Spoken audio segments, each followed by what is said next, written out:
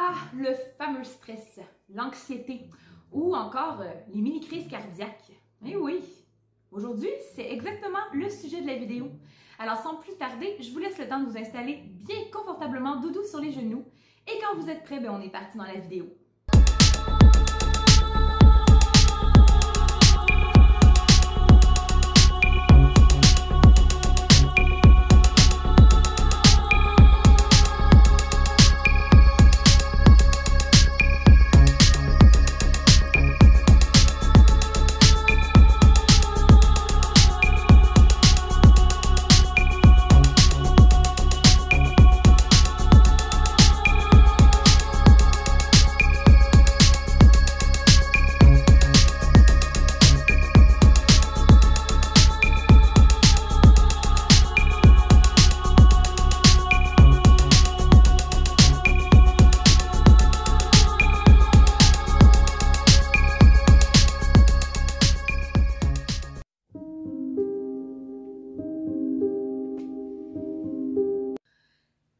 Tout le monde connaît le mot stress ou encore le mot anxiété, mais savez-vous d'où ça provient? Ben, peu de gens le savent parce que peu de gens s'intéressent à ça finalement. On essaie plus souvent de guérir les symptômes ou alors de les gérer. Mais aujourd'hui, je vais vous parler de Walter Bradford Cannon qui est né le 19 octobre 1871 et est décédé le 1er octobre 1945. C'était un physiologue mais aussi un professeur de la Harvard School Medical et qui a utilisé, qui a expérimenté et qui a étudié le stress, l'anxiété. Et c'est grâce à lui qu'aujourd'hui, on est capable de mettre un mot sur les émotions qu'on a, sur les symptômes, donc le stress. Merci, merci Walter. Merci, merci grand Walter. On va commencer la vidéo par une simple question. Selon vous, quelle tranche d'âge est le plus susceptible d'être stressée? Alors la première, les enfants, la deuxième catégorie, les adultes, ou la troisième, les personnes âgées. Alors je vous laisse 10 secondes pour répondre à la question et on se retrouve pour la réponse.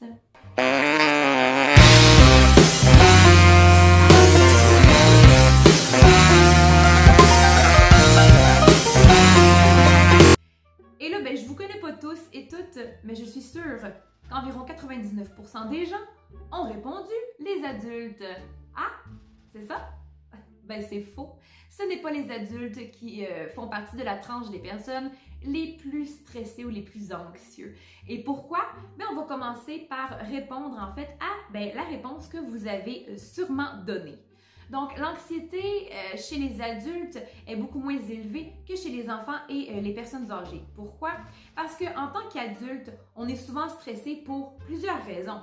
Ça peut être les enfants, la routine, le travail, le fait de bien manger, le fait de bien s'hydrater, le fait d'aller au sport, prendre le vélo au lieu de prendre la voiture. On essaie d'être un parent exemplaire, même presque le plus parfait au monde. On essaie aussi d'être le conjoint ou la conjointe le plus parfait au monde, évidemment. Et on essaie de se surpasser chaque jour au travail. Donc là, c'est stressant. Oui, c'est stressant. Mais ce stress-là provient de personne. Ce stress-là provient tout simplement de la société. Donc, à partir de là, on peut dire que le stress chez l'adulte est un fait social. Pourquoi? Parce qu'en fait, dans la société, on se dit tous, tu es un parent, tu es supposé faire telle chose. Tu es un adulte, tu es supposé faire telle chose. On a des responsabilités lorsqu'on grandit qui vont devenir de plus en plus lourdes à porter et c'est pourquoi on pense que l'anxiété chez l'adulte, c'est la tranche d'âge la plus importante.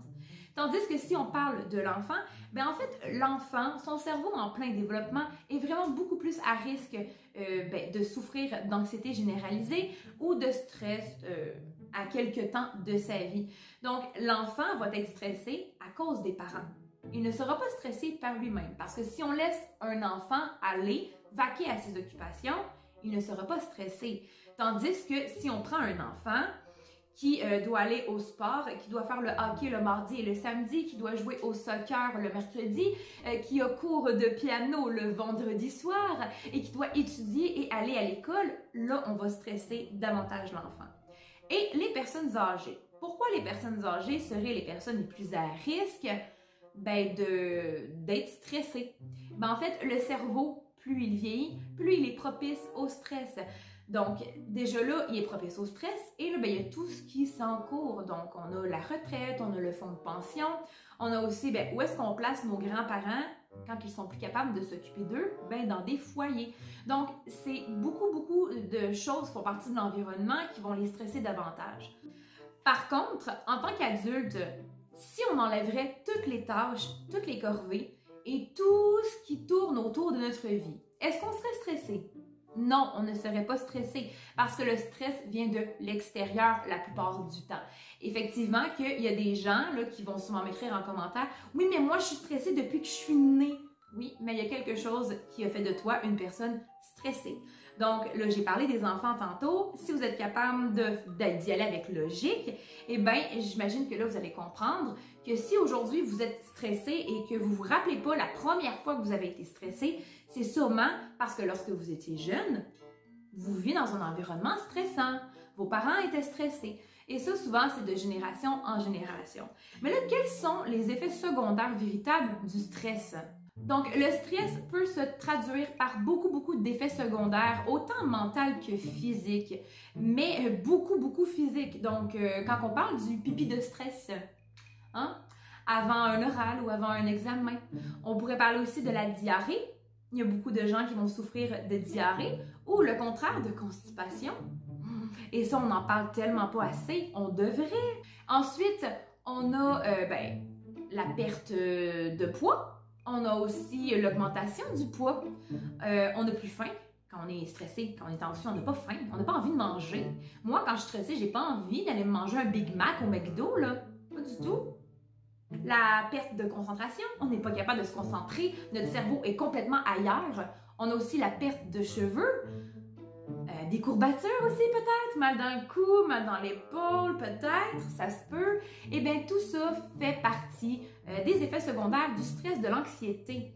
Et là, ben mental, qu'est-ce qu'on a mental? Comme je l'ai dit, on a le manque de concentration, la fatigue, on n'est pas capable, ben, en fait on trouve rien de drôle, hein, effectivement. On est tellement concentré dans notre anxiété qu'il n'y a absolument rien de drôle dans la vie.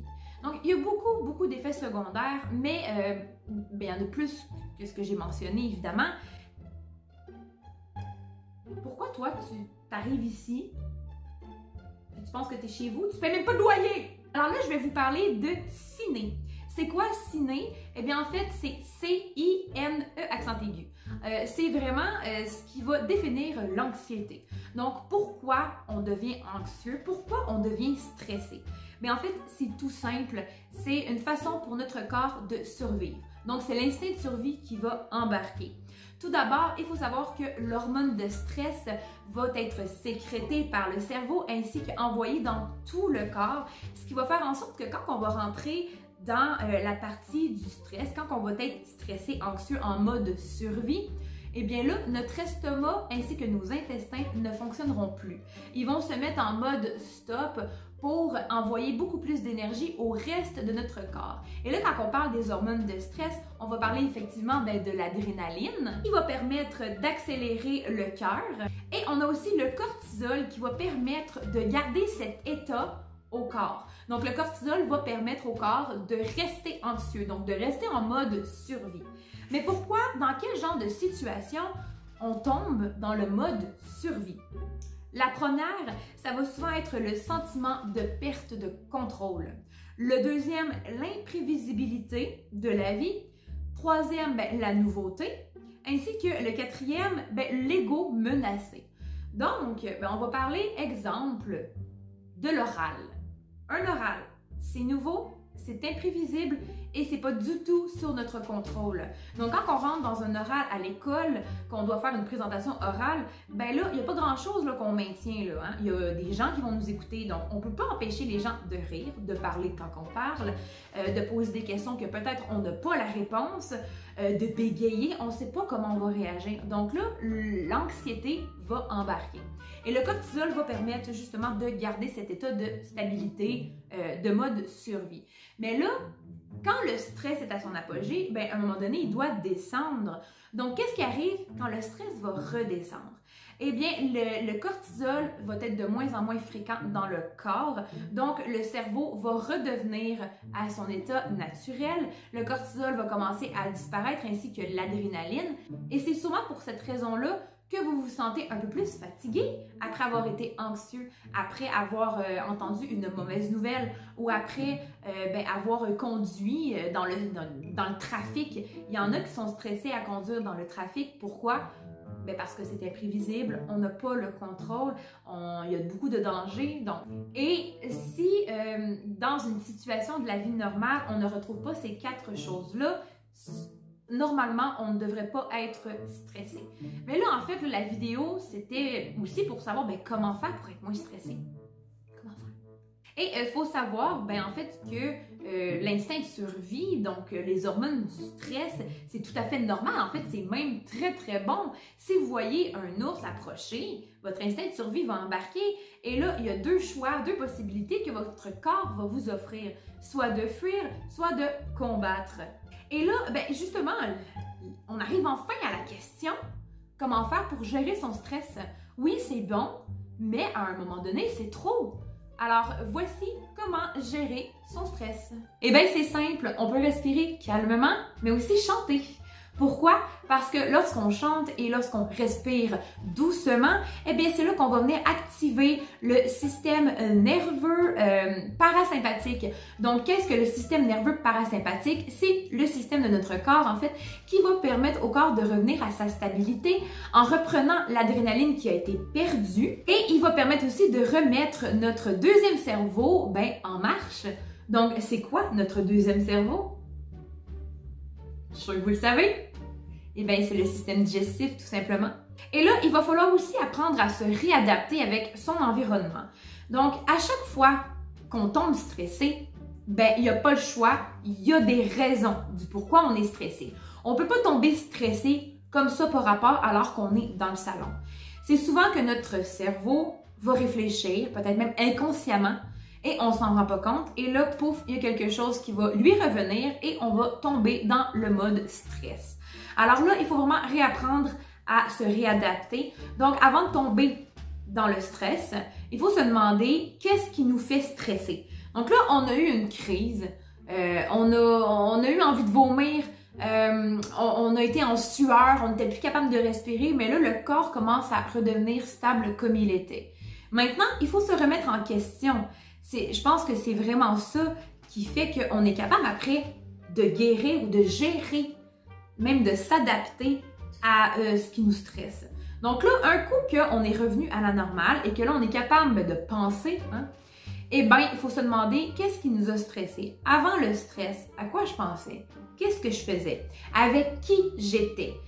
Ça se peut qu'il y ait des gens qui vous stressent. Un environnement qui vous stresse.